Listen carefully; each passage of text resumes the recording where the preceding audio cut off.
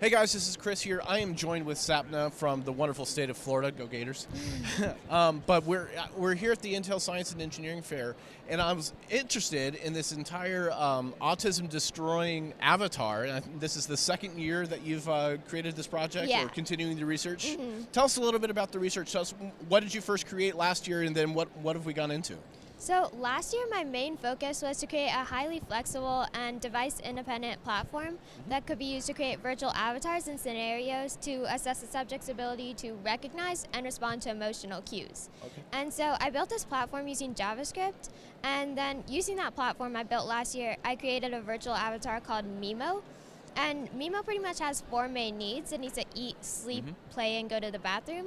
So as each of these needs changes, MeEmo shows a decreasing state of happiness, and the goal of the kid is to keep MeEmo as happy as possible. Okay, and so just so we're clear, we've created an amazing app that's living on a tablet that kids can interact with, and you're testing not only kids that are in the autism spectrum, but also your control group of just regular kids. Mm-hmm. And so what were some of the outcomes that we saw when looking at the children in the autism spectrum? So I noticed that the kids with autism, they, about halfway through the testing period, which was 10 weeks long, they did get better at recognizing and responding to emotional cues displayed by the avatar. They got better at recognizing when they got better at recognizing that they needed to respond to the avatar's most critical need first and then go to the less critical needs.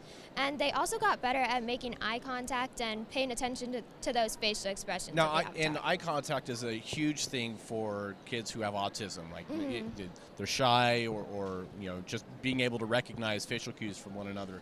How did we know that they were getting better at the facial cues? So for this, I actually use an iTribe gaze tracker. And so pretty much that's just a device that you hook up to the tablet, and it can record where a subject's eye movements are going. So, it looked like it's a very intuitive game. We've got things like getting food out of the refrigerator, playing on the playground, going to the bathroom, and I think playing in the backyard. Yeah.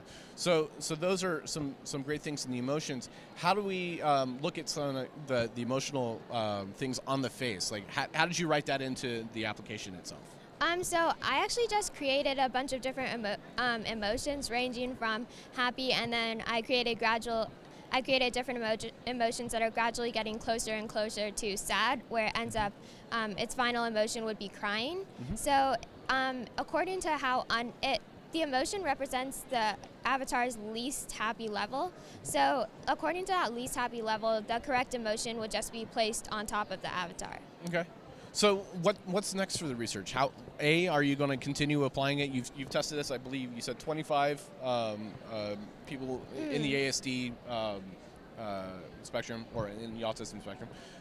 What's next for not only just visual? Are there other sensory enhancements? So this summer, I'm actually going to be getting a lot more autistic subjects. Mm-hmm. So I'll be able to separate them into different groups by age, gender, as well as range on the spectrum.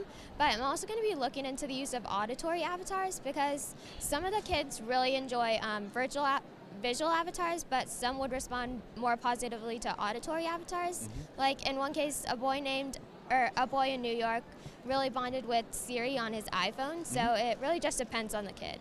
And I think we were talking a little bit beforehand, but you'd also mentioned using a little bit of the Amazon Alexa SDK to maybe build in some conversational skills. Yeah, exactly. So the auditory avatar would probably be done using Alexa, because you can actually program that and you can have interactive conversations with that for a relatively low price. Now, given that Alexa is, the SDK is an open source thing, would you consider open sourcing this or providing the application to get more test subjects, more broadly?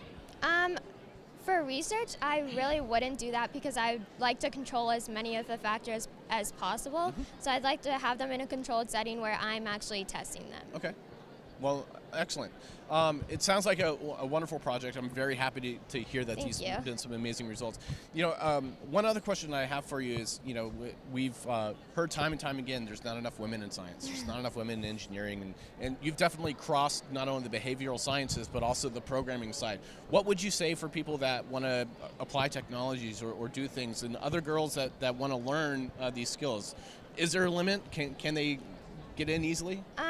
It's really easy to do it, actually. I kind of just taught myself programming, and then I started building this app, and it's really been a great experience. It's a lot of fun, and I really think that if you're interested, you should go for it. Alrighty. Well, again, we're joined here with Sapna here at the Intel Science and Engineering Fair. Thank you very much for your Thank time. you. Best of luck. We've got more projects we're going to take a look at. Stay tuned for more here with Expedition STEM.